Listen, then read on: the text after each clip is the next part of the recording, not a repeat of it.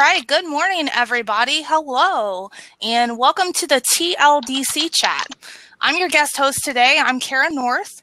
I am an instructional designer at and yes, the is necessary, Ohio State University, and I work in an educational research center here called the Center on Education and Training for Employment, or as we call it, it's CEAT. And prior to that, I was at Amazon for a few years working in Kindle support and also an instructional designer. And it's a long story how I got here. If it's something you would like to hear at some point, it'll be released on the Instructional Redesign podcast I'm launching with Joe Suarez. And I don't think Joe is here today, by the way. We have a jam-packed show planned for today. If today's your first time on the TLDC, please take a moment and introduce yourself on the chat, and we'd love to hear about how you heard about us. And Anthony, that is my Smartie dish. Darth Vader always keeps Smarties in there when I feel dumb, so I always grab a Smartie just in case. If this is the first time you've heard about the TLDC, it is an interactive live stream broadcast that happens every weekday morning, and we focus on topics in training, learning, and development. This idea was spawned from a conference called the Training, Learning, and Development Conference in 2016. The conference and this whole effort is made possible by Brent Shinkler, who's not here today, and Luis Malbus. This chat is, I think, about 110 days old, and so far, I can't tell you how much that I've personally enjoyed it. I've met a lot of people here, and it's really kind of helped me grow. I call it the 1 hour daily conference. If you want to learn more about the TLDC, you can go to TLDC 18. It's coming up in Phoenix, January 29th and 30th. For more information, you can check out the website, tldc18.com. And again, I'm so excited to meet several of you there.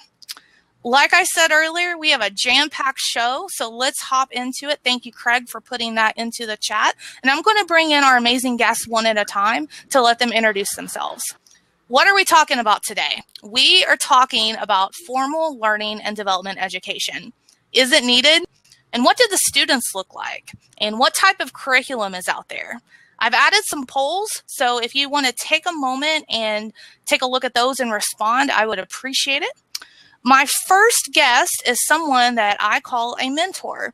I worked with Dawn Snyder here at OSU CEAT, and she has a wealth of experience in learning and development. She is taught at Franklin University and the Ohio State University.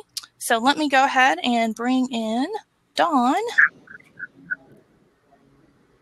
All right, here is Dawn. So Dawn, welcome to the TLDC.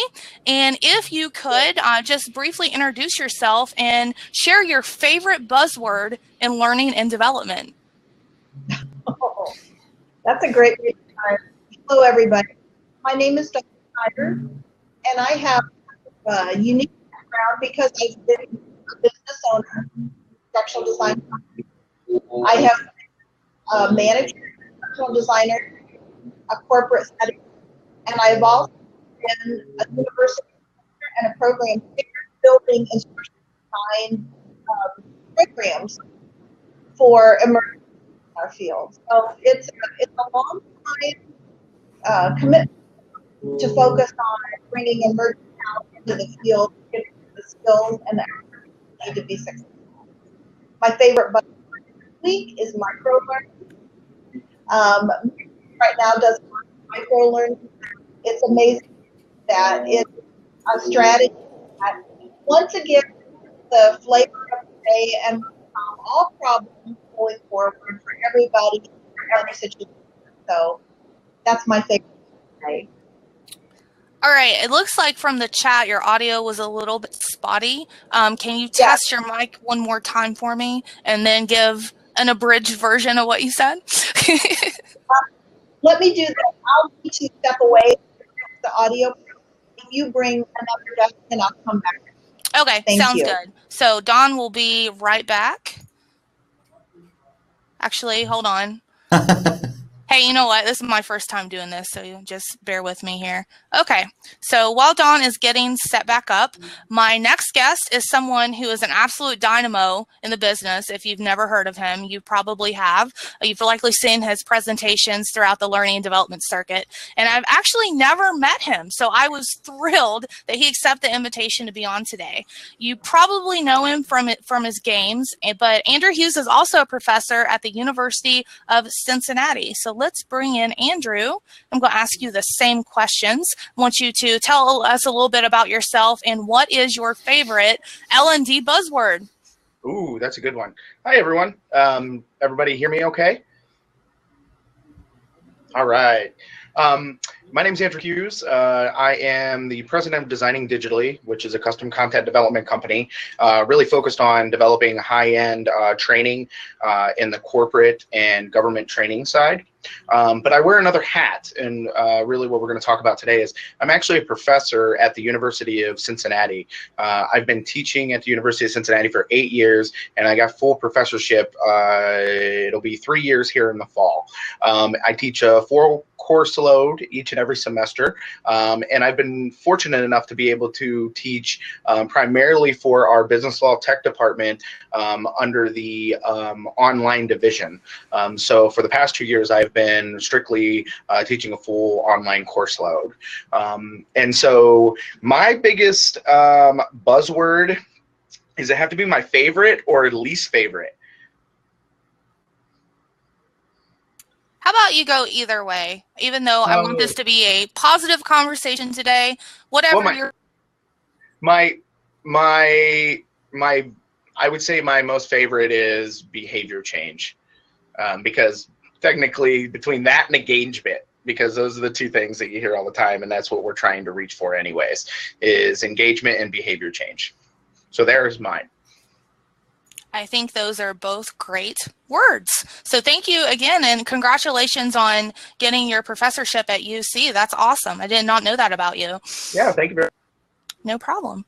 Okay, and without further ado, my final guest is an Appleholic, and he's a coworker of mine here at OSU. Sean also teaches at Columbus State Community College, and he is known for being a great storyteller, especially when it's about his beloved dog, Ted. So let me go ahead and bring in Sean. All right, so welcome, Sean, to the TLDC. If you could share a little bit about yourself and your favorite buzzword. All right, so I do work here at SEAT. I am a curriculum developer and instructional designer, and I've been here for a few years.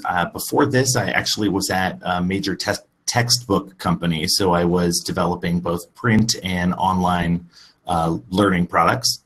And then I also teach at Columbus State an education technology course. So I guess my buzzword would be ed tech, because it's such a big, nebulous, it could mean a million different things, but it's also the hook that a lot of people find exciting and a way to get into learning, both in a traditional classroom setting and in a workforce or learning and development setting. Wow, we had some really great words today. Yay! Okay, so now that we're all introduced, I want to encourage everyone to use the question and answer feature here in Crowdcast. So if you want to ask any questions of any of the panelists, please feel free to do so. Craig, if you're in here, please yell at me if I miss something. And I wanted to start the day off with a positive perspective. It's nasty and raining here in Columbus, hence my lion mane hair. So please forgive me. My dad's name is Mufasa. So I would like to start out with opening this up to all of our guests today.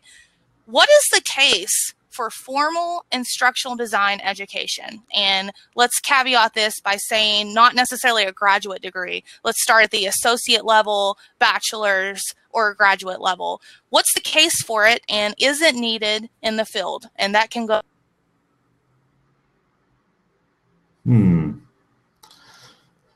So we're saying positive, right? So case for it.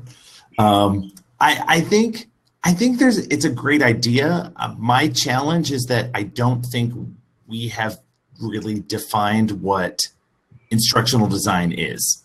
And so until we kind of tackle that, I'm not sure how we build a a program that really effectively trains instructional designers. But I do think that there is some value in having sort of formalized training in understanding how your audience learns, if that's adult learning, if that's student learning, and understanding what are the things that engage learners, what are the things that motivate them to do, especially like individually driven kind of learning. That's my take on it. I do want to chime in for one thing.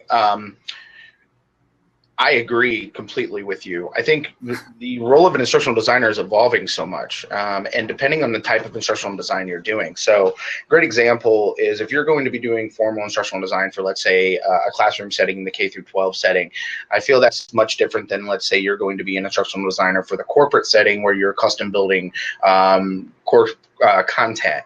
And what I've seen from the industry is a lot of instructional designers and end up hybrids of developers too, where the lower end, let's say your level 1 and 2s of your Bloom's taxonomy of just remembering and comprehending your glorified PowerPoints, end up in the responsibility of the instructional designer and don't even get handed off to a developer. And it almost has become implied in that instructional design realm. So I think overall, I think the instructional design roles and responsibilities, you have multiple tracks there depending on the interest, just like you do in engineering. And that's the way that I would want to look at it, is looking at it from an engineering standpoint. There's mechanical engineering, there's chemical engineering, there's all these different types of engineering, but then we just go instructional design. Here it is. Well, we don't do that for anything else. You don't just say, you're a scientist, go do science.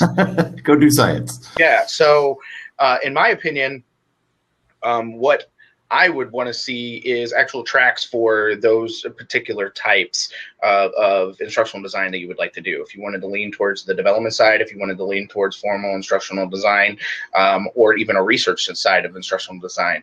So I think to piggyback off of what you said, Craig, it's really that it's not defined enough. And if I was trying to define it right now, I would say you'd have to make multiple tracks and then they'd have to run down those tracks. So you might have a funnel of kids or students coming in for instructional design at either the associate's or bachelor's levels, but you're still going to have to end up just like you would the pre-engineering or your bachelor level engineering, where they're going to have to choose a track to go down if you were going to build that.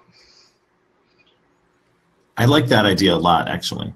That's because I found people whose role is instructional designer and they couldn't touch a computer or find a web page with two hands and a flashlight. And then I know other people that they call themselves an instructional designer, but I really think they're more like a web developer, where they know the technology, but they probably don't have any of that learning theory. They understand how people learn and engage and really understand and incorporate the content. So there's such a range of what it is to be an instructional designer. It's hard to pin down one program, but if you have different tracks of instructional design for, that's more e-learning focused versus more, teaching one-to-one, face-to-face, that kind of thing, I can see their value in having multiple tracks. So I think that makes total sense to me. So why aren't we doing it? I mean, we agree that totally makes sense. Why is nothing like that out there? I would really like to know why that is. That's a good question. I think. Oh, go ahead. Dawn, I was going to say, I think Dawn is trying to talk, but it looks like you're muted. I was just about to say that. I was like, I think Dawn's been trying to talk, but I think she's on mute. So we might want to go ahead, Dawn. I'm not on mute. I can't seem to. We hear you now. I hear you a lot better now. Yeah. Awesome. Thank you. I've been playing with my systems. I need a good instructional designer to help me here. Anyway, one of the things that I was going to say is, when you build a programs to educate people have budgets and requirements as well. But it's so critical to prepare people for the context in which they practice. That's a huge challenge. So, to the point that we've been talking about, I think that's critical. But another thing about professional preparation is that when I think of preparing someone to do work, I can't prepare them for the job they're in now or the next one. I have to make sure that they have the bedrock preparation to be prepared to continue to grow as professionals in this field throughout their whole career. So if you start out and in job X, the competencies that are emphasized for you are business acumen, your ability to think strategically, the analysis work that you do, the design and curriculum development work that you do, versus another job where you have a more hands-on approach, that makes a difference for what kind of preparation that you need. And no formal program is going to be able to accommodate all that variability in the field. Well, and sort of to piggyback on that, one of the polls was specifically about whether having like an instructional technology degree is beneficial. And I feel like most people are kind of on the fence. They say it depends. But my challenge with a lot of ed tech programs and instructional technology programs is that they teach about technology, and that is really valuable information for that moment. But if you took a technology, an ed tech class in 2009, it was completely without the world of the iPad, which has revolutionized, classroom learning at the very least. So I feel like when we set up these programs, we need to set them up in a way that shows you how to use technology without showing you specific technology. And the same would be true of any sort of instructional design. Don't teach how to do a specific thing. Teach the skills that you can adapt for use later, because that's what's going to be valuable in training future instructional designers and teachers and trainers. Perfect segue. Perfect segue, Sean, because we got a couple questions from the chat, and I'm going to go ahead and throw this one out here and hit the start answering button. What do we think about a degree or education in something like communications or writing for instructional design? I think I saw in the chat that Sam actually has that degree. It looks like others kind of have that background as well. So if anybody wants to take a stab at that. Who wants to go first? Well, your enthusiasm was contagious, so why don't you kick us off? That's 100% because of this. Okay, so personal experience, my best instructional designers that have ever worked for us have all had communications degrees. And they can learn instructional design, and they went ahead and got formal instructional design degrees also, but I can tell you they started with communications degrees. And I find that it was very fascinating. They were very good at being able to take contextual information and build it in a way that people could understand it, and didn't at the same time didn't feel like they had so many restrictions, I guess, than what you may have from a more rigorous instructional design program. And their storylines throughout, and I don't mean articulate, I mean written storylines, are just amazing, because they are looking at it from beginning to end and building let's say a thematic experience or a game-based learning experience. Having that communication degree and working on that has really, I've seen great acceleration in those instructional designers with a communications degree, at least at an associate's or bachelor's level. Yeah, I think that makes total sense. From my classroom experience, I will say that a lot of my students, which are just at the community college level, so many of them are either career switching or just starting out in higher education, but they lack this sort of basic communications knowledge. And so if they dropped right into the career field, they might be able to pick up the basics of whatever tool they're going to use to create instructional materials, if that's Microsoft Word, if that's Captivate, whatever it is. But they don't have the skills in really explaining a story and telling the learner where to go and what to do. So having communication skills, which often are tied into some marketing and branding knowledge, I think that's invaluable. I think something like a communications degree is a great place to start, and then you can build both the technical knowledge of creating learning products, whether it's print or online or digital or whatever, and the content knowledge of understanding how people learn and that educational knowledge that they can use for creating those materials in the future.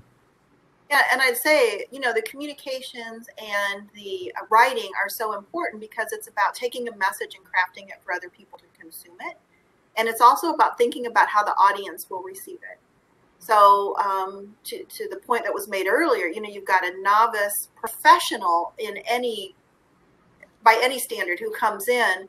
That takes, there's an amount of learning that comes to that. And instructional design can be very complex in terms of how you need to put all of those different skills together to create the package that you're asked to create.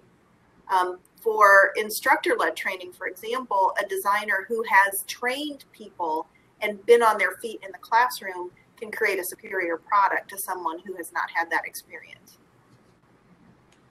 Absolutely. And how many parents would love to hear this conversation right now? Their sons and daughters doing a communications degree. So shout out to my mom if she's on here, because I got an undergrad in journalism and I ended up not really doing anything with it. And now I'm in instructional design. And yeah, it does work because writing concisely, writing for the ear, all of those things that you learn in communications and journalism, they're invaluable, absolutely invaluable. So thank you all for that.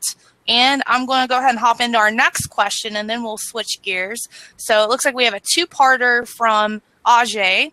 He says, why are most ed tech programs so myopic, often only focusing on learning in academia when most are going into industry? And his second part, which you all want to think about that, is why isn't there some basic element of business and proper technology understanding for all people in ed tech if most are going to go work in industries? Great question. What we got? All right. Let me share my experience. I went to Franklin University in about 1998 to build a master's degree in instructional design and performance technology. Actually, it was 2008. Sorry, I get my decades confused. But what I was working, there are 10 doctorally degree designers there, and we were building a curriculum for people who would be practicing in industry, not in academia.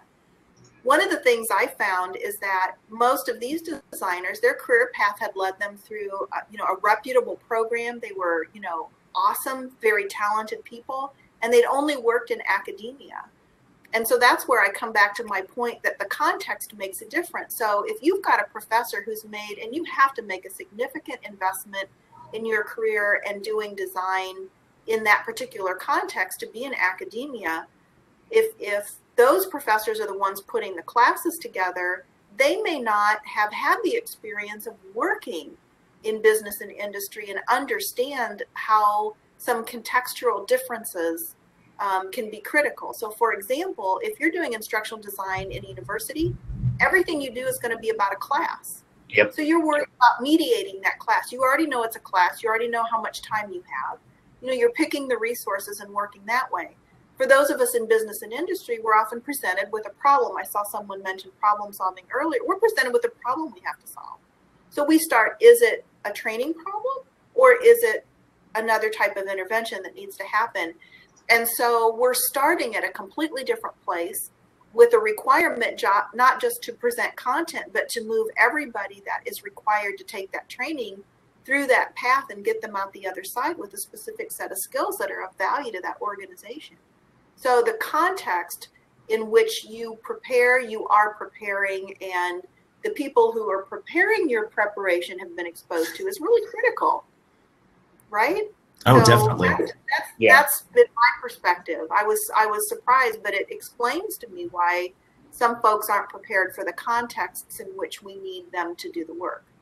Well, and to piggyback on that, I think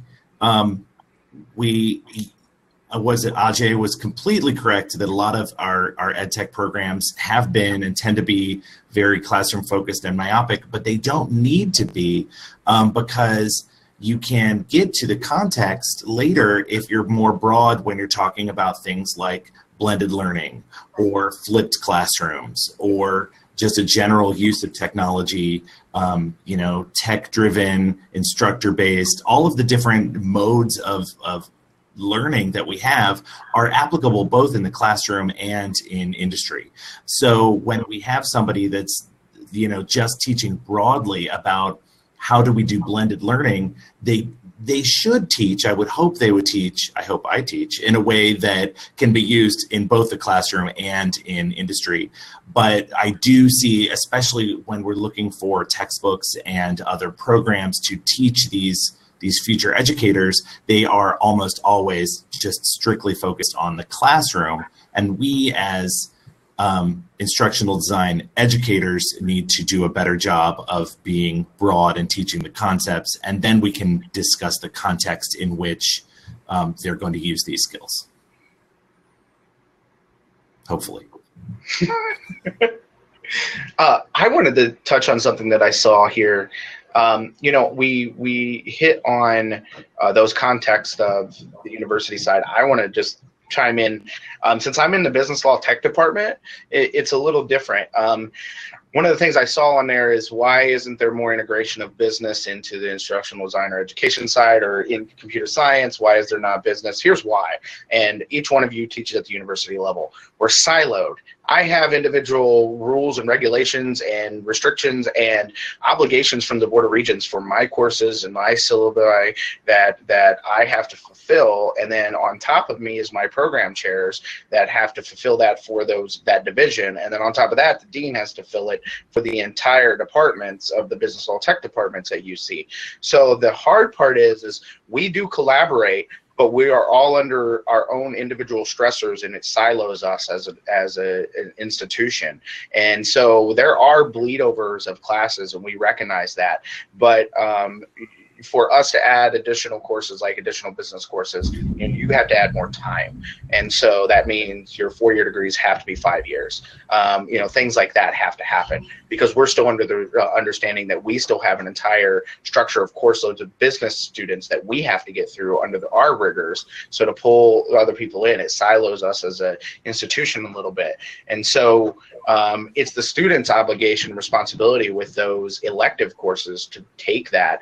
And maybe it's our responsibility as professors and educators to really push the fact that they should be doing that, or at least yell at our academic advisors to ensure that they jump into more of those business classes or more of those tech classes, because as educators, we're already being influenced by the responsibilities and regulations that we have to do. And all we can do is just say a voice to, maybe you should take a business class.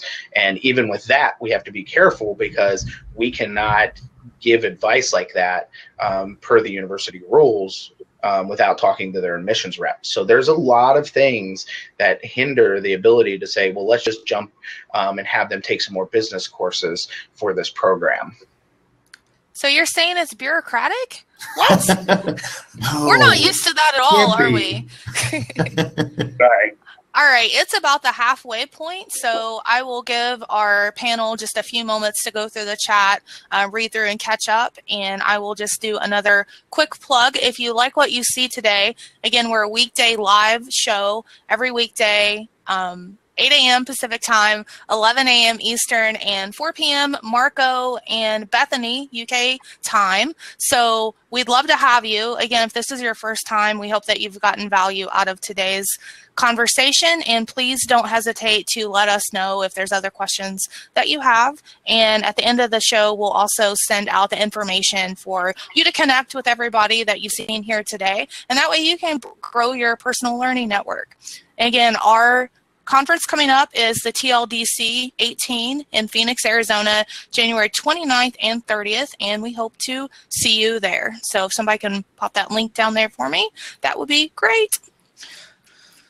All right, you guys ready to hop back into it? This has been a really, really engaging conversation so far, and I'm going to switch gears just a little bit because I'm a little bit different. I'm not an instructor, and the stuff that I build here at OSU is not academic facing, so it doesn't go out to students. It's more professional development. So I want to share with you all that I'm actually a part-time student in learning and development graduate program here at OSU. And one thing that I'm fascinated by is just the mix of learners in my classes. I had one class in particular from at least going on the bios on the discussion board, because if you don't know, it's not online learning in education if you don't have a discussion board. I would say that there was maybe just a handful of students that had an instructional design experience or was an instructional designer. So I'm going to start with Sean on this one. So Sean, at the community college level, is that holding true? What does your typical student coming in look like? Oh, it is a huge mix, actually. I would say the classes that I've had are evenly split between people who are looking to just get like an associate's degree and are going into some sort of like preschool management or simple like HR, maybe like a generalist role, but they want a little education because they see maybe instructional design as a future path. And then people who envision themselves as teachers, and after a couple of years at the community college level will go on to a 4-year program, or maybe even a master's program that ends in licensure for classroom. So it's about a 50-50 split of people that are going to just spend a couple of years getting some training and going into the career field, and people that are going to get a full degree, either bachelor's or master's, in order to go into the classroom. And as a result, it's a wide mix of what people are looking for from a class. And then at the community college level, it also tends to be a fair portion of fresh out of high school and career switchers that are in their late 20s through early 50s. And so it's a huge mix. And as a result, it's often a lot to just nail down exactly what people are trying to get out of these classes, and what I can do to push them on their career path. And I'm going to open this up to the panel. Have you asked your students how they found out about it? Because I find so many of us have like fallen into this profession. There's very few of us like, I want to grow up and be an instructional designer. So how are the students finding out about these different programs? So from my background and experience, when I work at, say, Ohio State, the students who are there often are either they come from all over the world. So they are in professions that they may already have responsibilities for either their country's performance in an economic sector, ranging down to folks who are coming in fresh from undergraduate to a career. So it depends on what professional drivers are there and what they've been exposed to and what they seek to accomplish with the degree. At Franklin University, which is a not-for-profit open admissions university, we ended up with folks that more like the spectrum was broader, more like what Sean has described. But most people are working. They tend to be working adults. So they're already in a field that they have an interest either in continuing their progression in a career. They're already working in training and development or instructional design or some capacity, or they are in a job where they would like to move into a role more similar than that, and they need the credential to do that in their organization. So it kind of depends. I wanted to be a cat when I grew up, so I still have career aspirations that I haven't met. But this is one field where the stories of people who enter are absolutely fascinating, because people tend to have different motivations, but they care about what happens to other people. And I'm very proud to be in this field, and always delighted when I meet other people who have some similar values and perspectives on the world. Well, and I will say, with respect to sort of just stumbling into and discovering different careers, I spent a day last semester. We just talked about career paths and what's next, and I brought up the idea of instructional design, and probably a third of my class had never even heard of instructional design. They had just never heard of it. They couldn't imagine that you would take an ed tech class for anything else than becoming a teacher.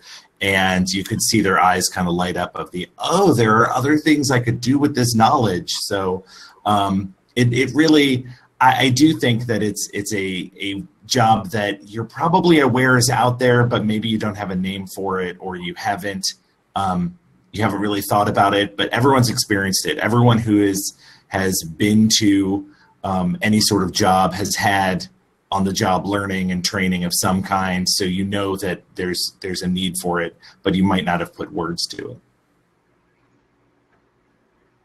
I want to kind of take it in a direction in regards to the technology side of things. You guys see Craig Seibert chatting on the right here. Craig and I are actually from the same small, tiny town. And when I mean small, I mean if you click on that link, you will see the entire town in one shot. Okay. And Craig and I both, I actually went to Bowling Green State University and double majored in graphic and interactive media. And I fell into developing e-learning.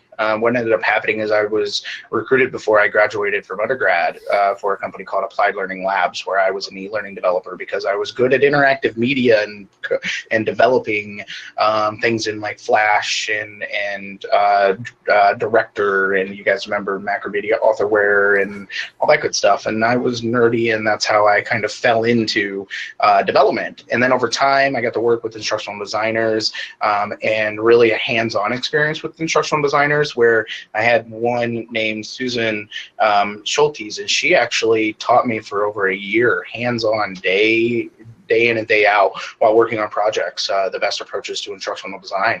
So that actually was one of the best educations I have ever had on the instructional design side. And so since I was on the interactive media and graphics side, I kind of fell into this building e-learning. But as I saw in the chat, what we now see is, companies, why would a company pay $60,000 for a developer, $60,000 for an instructional designer? And I'm just making these numbers up, so don't be quoting me. And spend that kind of money if we could find somebody, if they can find somebody that could do both for $60,000 and save $60,000.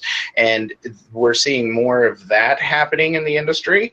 And there are times where there's nothing wrong with that, but it makes it hard if you're a one-man, woman show trying to produce and create and do strong instructional design and then actually do it as development.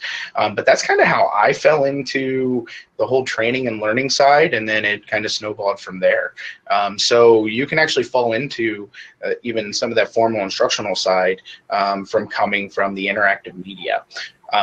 Now, from my teaching experience, I get a lot of computer science people that are wanting to take business classes. We were talking about that in a silo because I have a MBA, so I teach on the business side and I teach the bachelor level business. And so I get a lot of computer science people that come over for like digital technologies and business.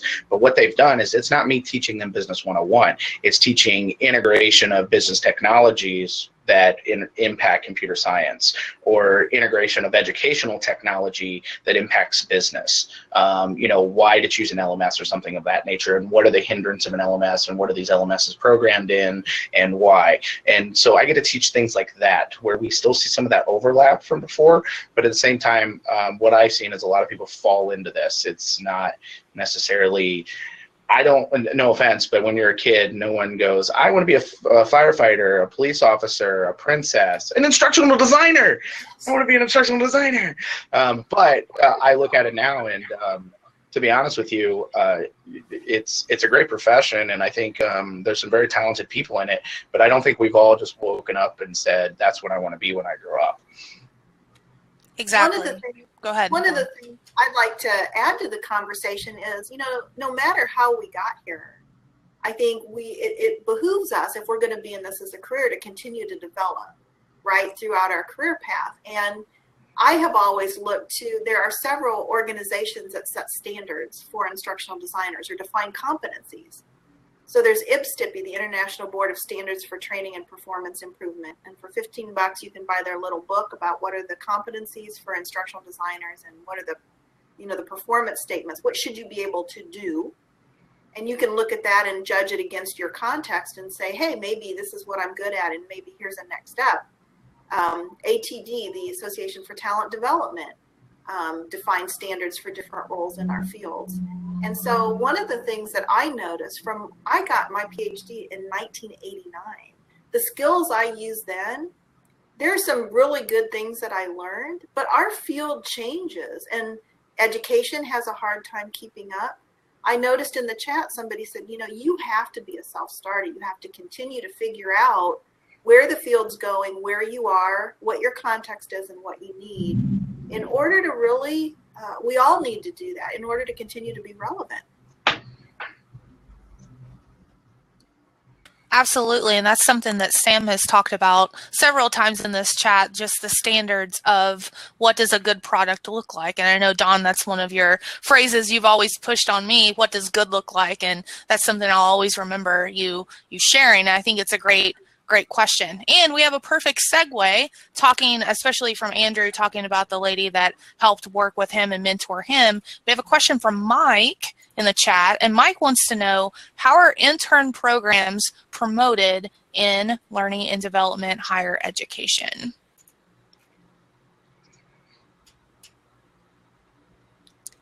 That's well, a good question. It depends on the individual program, right? So sometimes, like Franklin University, as I said, is open admissions. It's also mostly online. We draw students from all over the world.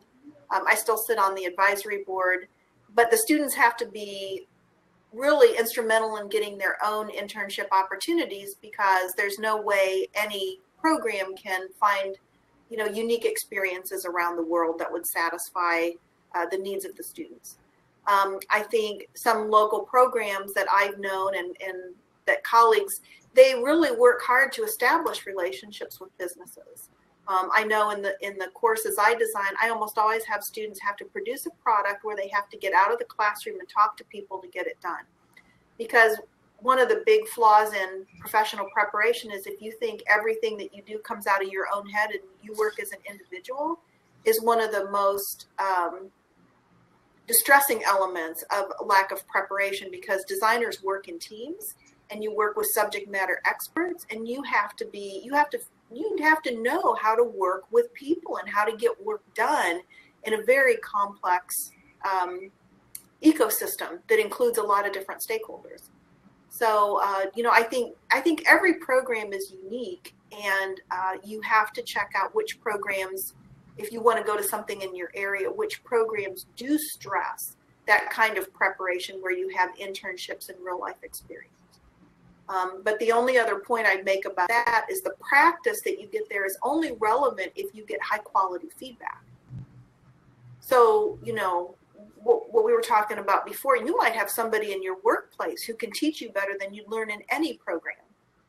Just your practice without that reflective practice where you're examining your own work against some kind of standard and you're getting feedback from other people who have an opinion that matters makes a difference as well.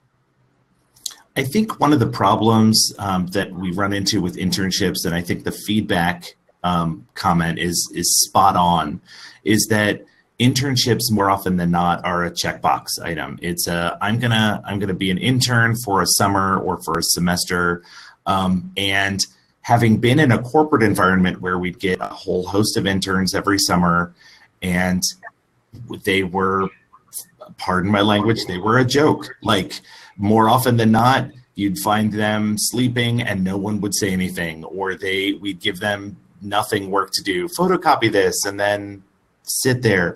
And it's because I don't think a lot of companies take internship roles seriously. They see them as an office gopher or a helper, even though these absolutely could be valuable career experiences.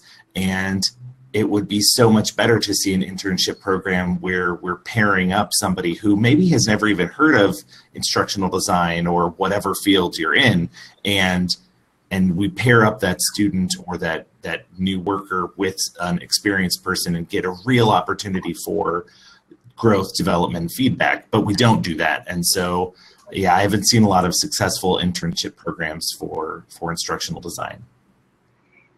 Well, the cadence is difficult too, right? So what training programs have you been involved in that start on day one and work full time for the team through the end of the program? So sometimes it's difficult to bring an intern in to an instructional design program and give them an end-to-end high quality experience, because the cadence is very difficult to manage. Yep. in the context of a university semester. And we've talked about the discrepancies between university and real life. That is one of them. We can't control often in our ecosystems how the project progresses, even though we have timelines and deadlines. So it's challenging. And so I noticed someone was doing, volunteer work and making the most of that. And I think that's an excellent way to do that outside the context of your university, because you can control the type and negotiate for the type of experience that you have. And then you own and can share that whatever you've developed, and that experience becomes part of your toolbox, your personal toolbox. I can say we haven't done any instructional design internships, but we do get quite a few interns in other programs such as graphics, and they seem to work really well with us because we don't have such a large cadence for let's say we're doing a project and we're doing instructional design and it takes 2 to 3 months to do that. Well, if you have an intern and they're working there 16 weeks, you'll be lucky to have that done by the time they walk out the door. So it just depends on what you're working on, but it does make it hard in the university setting compared to the business setting to be able to have instructional design interns. But there's no reason why you couldn't look at an instructional design intern for, let's say, assisting a lead instructional designer as an intern, writing out scenarios, helping write out storylines after your curriculum map and your needs analysis, and you've already laid everything out, and now you're actually looking at more of that communications writing than actual formal instructional design. I could see it working there, but yeah, I think Dawn and Sean, you were right with your comments.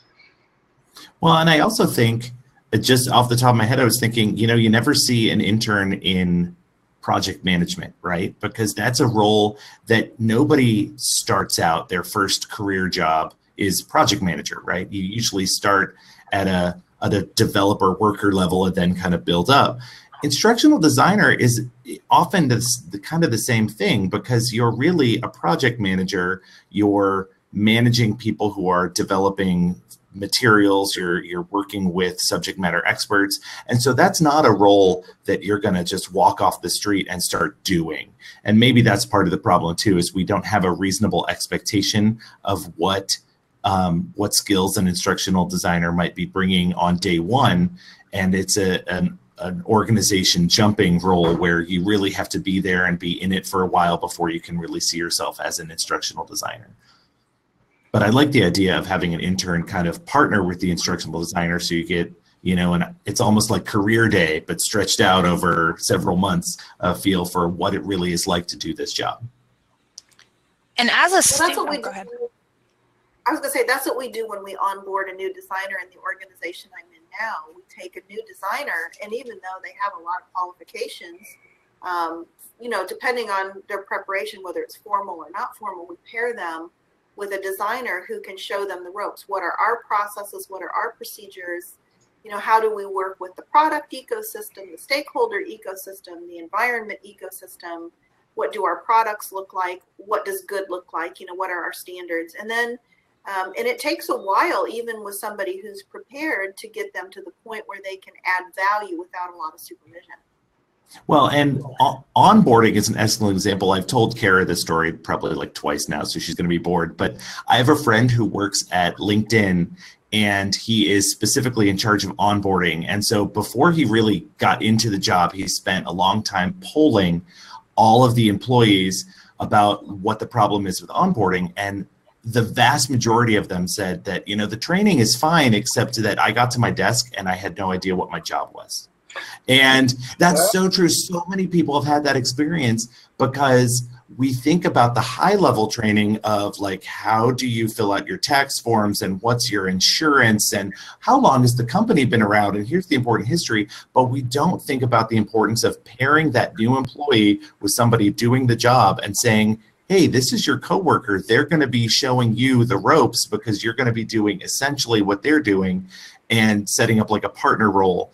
And I think if we did that more just with new employees, we'd get a lot better results down the road as those employees grow into their roles and advance. That works really well unless it's a new role. That's true. That's and you're like, point. yeah, about that.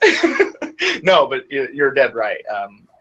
We have found one of the great things is after onboarding is that we have like our instructional designers, one, Carly, that's really talented. We have a new instructional designer, Crystal, and they're literally working side by side on the projects until Carly is like, okay, fly free, fun. So it's given that, you know, after the onboarding, what's next and what do I actually do? A little bit of a help, but again, we're a really small company, so we can do something like that. A large organization might not have the opportunity to double down on the project and have somebody shadow for the entire experience and do kind of what I was talking about, maybe write some of the storyline pieces or some of the scenarios and stuff like that to kind of ease themselves into it. I think that's a great approach because somebody new to your company or new to the role, you can completely feel overwhelmed with everything that an instructional designer has to do. So Andrew, that's super smart to pair those two people together so they can kind of build and grow and whoa. Whoa. They're super smart. Okay. Let's just make this very clear. I hired people smarter than me, and they do the smart things. So I'm just telling you what I observed.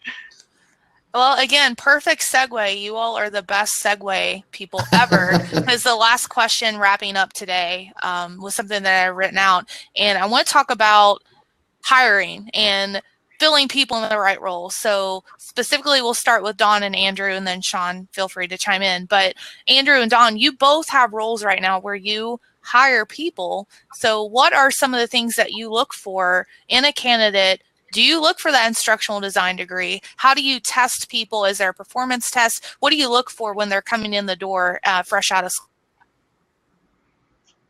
Dawn, do you want to go? Sure. So most of the folks that I've ended up hiring are not typically fresh out of school.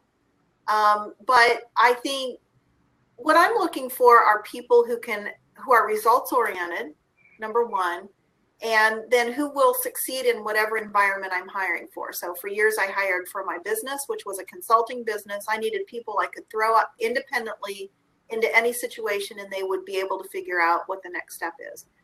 Right now, I'm in a situation where we create training materials for international partners and customers. So I always ask to see the portfolio, the design portfolio, and I tend to look at that before I look at resumes and look at any other qualifications. I have seen some of the most egregious basic instructional design errors, like answers to the question that appear before the question.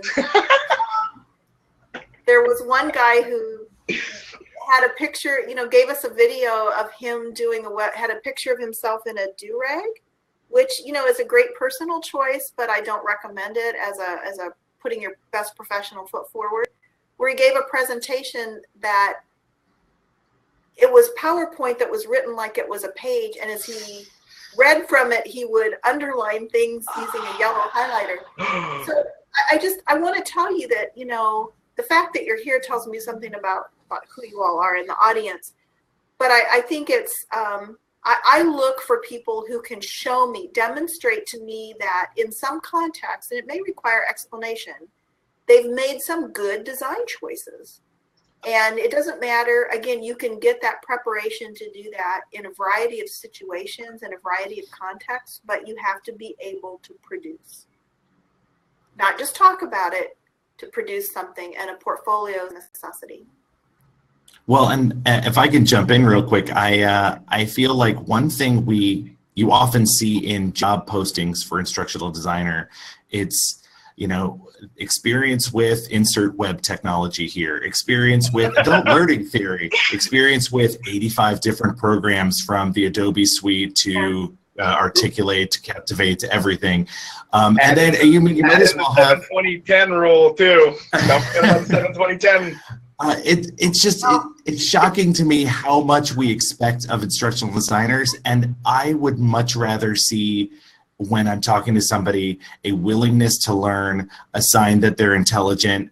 If they get the basic ideas, they can learn the software, you know, but we often are asking for way more than is reasonable to expect from a human being.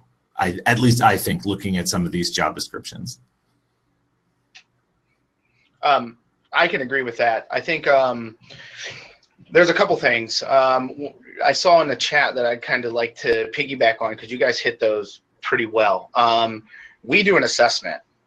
So once we look at your portfolio, we look at your experience, we assess you.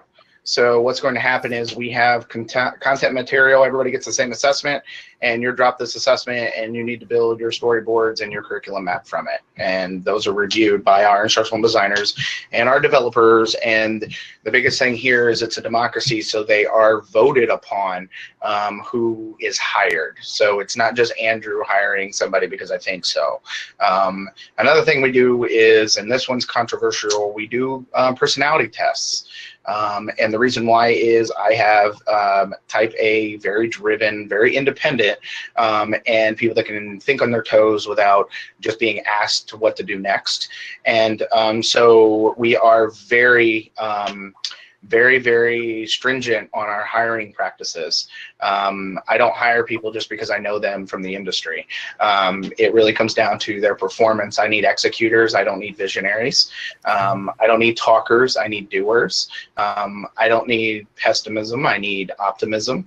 I don't need egos. I need humbleness. I need results, not excuses. So for us, we use the DISC and the Meyer-Bridge. So yes, I saw Jason ask that. And you know, the type of personalities that we're looking for, it doesn't necessarily take you out of the running, but what it does do is give us a better understanding of how you are going to interact with our culture and our organization. And so I guess everyone, have you ever heard of love languages? Has anybody ever heard of love languages? Each person has a different love language. I know Sean's looking at me like, what? Where are you going with this? Well, a love language is how you spend your time with your significant other, and whether that's I like to cuddle, I like to go to the movies with them, and it shows your appreciation for them. In different personalities, the way that they respond to your interaction with them changes the way that they are in the culture within inside of your organization. So for us, I'm looking for the understanding of not just your performance, but what motivates you and how should I interact with you compared to somebody that's, let's say, an extrovert or a C on the DISC personality compared to a D. And that gives me a better understanding of where and how we can motivate you as a person working here. So there's my long-winded answer on those. I think that's great. Even without like a standardized personality test, I do think that personality type, you know, level of engagement, those are things that to me they can't be taught, and they are so much more important than the actual skills. Yep. I'm an Apple employee, and the hiring process at Apple, it is all about personality, and because they can teach you the tech, you know, they can teach you the sales process, they can teach you how the stuff works, but they can't teach you to be friendly, engaging, outgoing. They can't teach you to be committed and honest. Those are things that you just have to be. And it's hard to necessarily find those and test for those in an interview, but I absolutely agree that personality type over skill set at any time. I'll take the right person that I have to teach everything to 9 times out of 10. You're dead right. You can't teach work ethic. And another thing in that personality type is there's motivational factors for different people. Some people really like to cross things off the list. Some people really like to go home to their families. So the way that you would even approach an intrinsic reward or a motivational for them, one way is, and I'm just making this up, hey, if you get that project done, you know, you get to cross that off your list and you get to move on. ooh, that feels good. With the other person, it's, hey, you know, you get to knock this out. You get to spend the whole weekend with your family. We don't have to come into work on Saturday. You know, that two different motivational factors for two different people for the same outcome.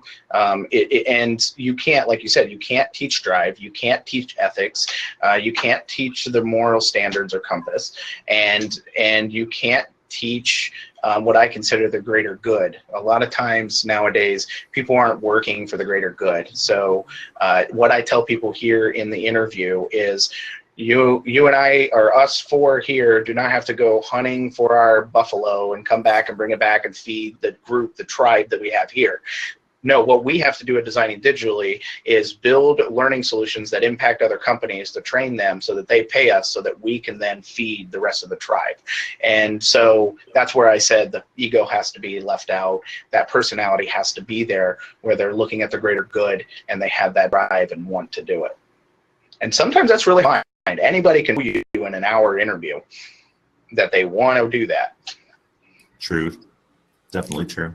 So I will say that I think we've kind of flipped it, and some folks are drawing in the chat window the idea that we're not recommending that people pursue design skills. And I wouldn't want to say that, because I can't bring on somebody and teach them the whole design skills that I would want them to have. But there are these behaviors that people and values that you have to hire for that you can't teach at all. And some of these other things, if there's a deficit, you can make that up.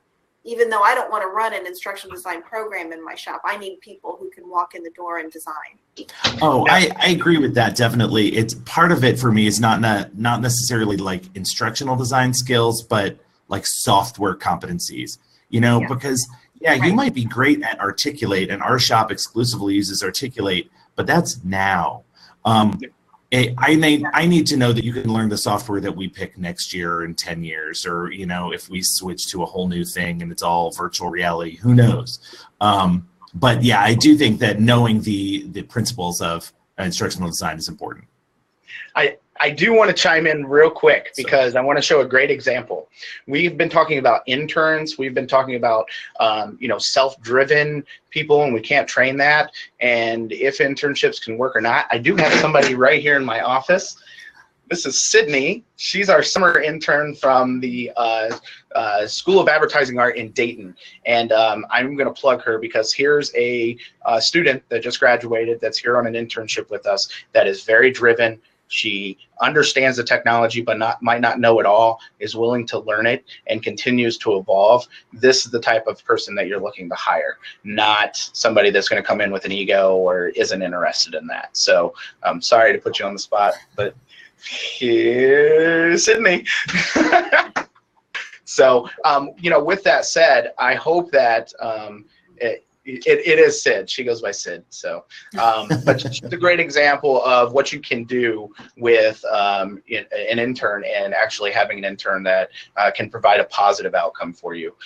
She's working with the instructional design team, with the production team, with the marketing team, in developing the projects and the content material that we need. And she's been able to come in, jump in, and run. Hit the ground running from her education. She's got a 2-year associate's degree. So, you know, with that, she's been able to jump into production and work with us on a multitude of different projects because of her willingness to learn. So that's what we look for in employees and in interns. It's like you planned that. I mean, that is just the perfect way to end this chat. Perfect. So thank you, Sydney, for coming. I want to go ahead and wrap this up because we're a little over time. I don't want Luis's printer to come after me. So if everybody could just quickly say where we find everybody. So let's start with Dawn. Where can people find you? I will put my email in the chat. And if you want to continue this discussion, I welcome you to reach out. How's that work? Works out great. Sean, where can people find you? You can find me on Twitter. I have actually a new professional Twitter account, MSH Education, and I'll stick that in the chat as well. Woo! And I just posted it. I'm on Twitter under Andy Hughes. Somebody took Andrew Hughes. I don't care either one. So you can call me Andy, you can call me Andrew. And then I'm on LinkedIn, and that's my email address. I just dumped it there in the chat. Okay, and I'm Cara North. You can find me at Cara North 11, and I'm usually here most days in the TLDC. So thank you all. Thank you, Andrew. Thank you, Sean. Thank you, Dawn, for being here. I'm going to close out your windows and close out our chat. Thanks, Cara. Thank you. Thanks. Thanks, everyone. Take care. Okay, so thank you all for joining us today with the Buckeye State takeover of the TLDC.